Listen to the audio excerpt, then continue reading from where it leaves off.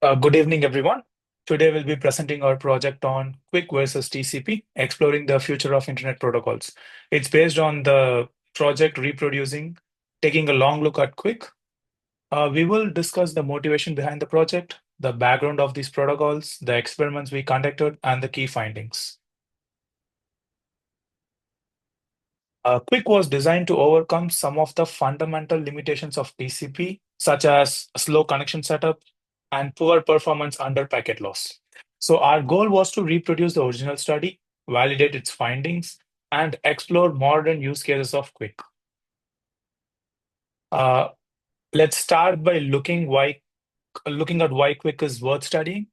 We know that TCP was the foundation to internet, but it has three key challenges.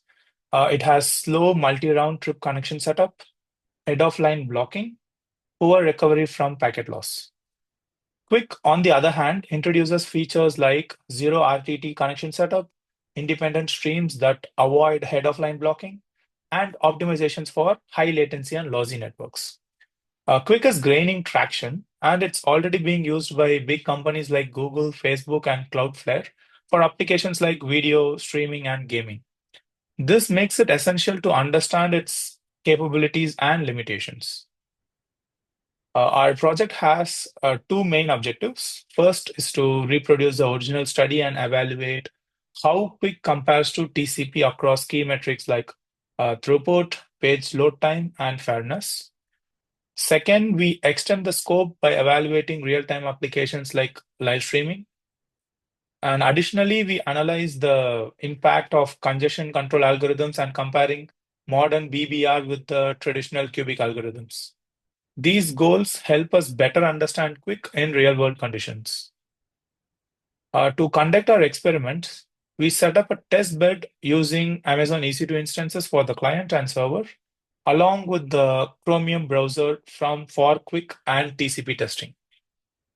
We used Mininet to simulate real-world network conditions such as varying bandwidth, latency, and packet loss. Then we used Python scripts to automate the test and collect data for analysis. Our simulated conditions included bandwidths ranging from 1 to 100 Mbps, latencies of 100 ms, and packet loss rates up to 10%. We tested both QUIC using HTTP3 and TCP using HTTP2 as the baseline. Continuing the presentation, Rohan. So, key experiments. Here is an overview of the experiments we conducted.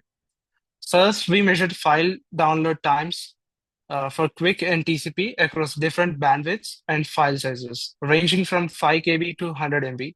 This helped us understand how each protocol handles data transfer efficiency. Second, we tested fairness by observing how QUIC and TCP share bandwidth when multiple connections compete. For fairness, we measured throughput per connection to see how the protocol adapt to congestion. We also extended the experiments to include real-world conditions like jitter and dynamic bandwidth changes, making the results more robust.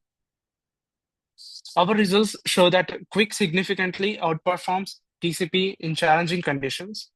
For instance, QUIC achieves up to 30% higher throughput under high latency scenarios, and its avoidance of head-of-line blocking reduces latency by 20%.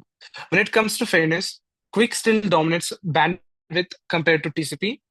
These findings confirm QUIC's advantage, particularly for small file downloads, where it's 15 to 20% faster.